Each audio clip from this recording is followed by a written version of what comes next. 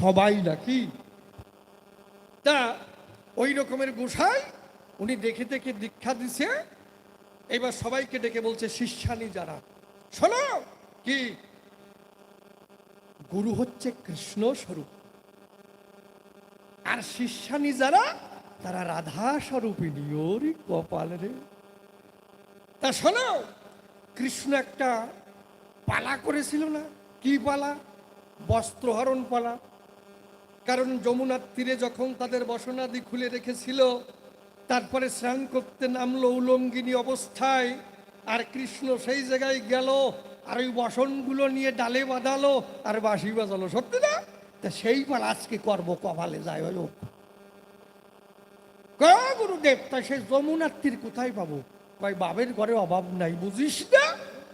এক পাটের গোডাউনে গেছে, গুদাম, সেখানে পাট টাট নাই, সেই ঘরে ঢুকছে আর দরজা দিছে। আর ওই যে মেজে বলে, এইটারে যমুনার তীর ভাববি। গুরুদেব কি? তাই সে তমাল বৃক্ষ কোথায় পাবো? তাই বাবের ঘরের অভাব নাই, বলেছি না? ওই যে ঘরের যে আড়া থাকে, ওইটারে তমাল বৃক্ষের ডাল ভাববি। গুরুদেব বাঁশি বানাবা কি দিয়া? বুঝিস না? পেঁপের ডগা দিয়ে বাঁশি বানাইছে, তাতে 7টা ছিদ্র করছে, সুর যাচ্ছে তু হু হু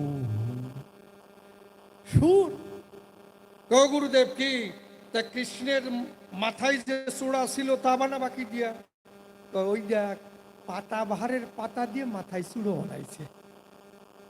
এইবার বলছে, তোরা এবার সবাই উলঙ্গিনী হয়ে স্নান করতে নাম। সবাই বস্ত্র খুলে একেবারে ওই মেজের উপরে একেবারে আষাঢ়ি পাশাড়ি খাচ্ছে। আর উনি ওই জায়গায় সব বসনগুলো খুলে নিয়ে তুলে নিয়ে ওই আড়ার পরে বাঁধাইছে। আর উনি ওই আড়ার পরে উঠছে আর বইছে। আর বসিয়ে যেই চোখ খুলে দেয়, ওরে সর্বনাশ, অবস্থা কি! উনি একদম মনে সুরে বাঁশিতে ফু দিছে, তু হু হু হু। আর ওই বাবের চোটে মাথা ঝুলোচ্ছে। এখন ঝুলতি ঝুলতি উপরে যে বল্লার টোকটা দেখে নাই, মাথা ঝুলতি ঝুলতি যখন বল্লার চাকের ওই পাতা বাহারে খোসা লাগছে,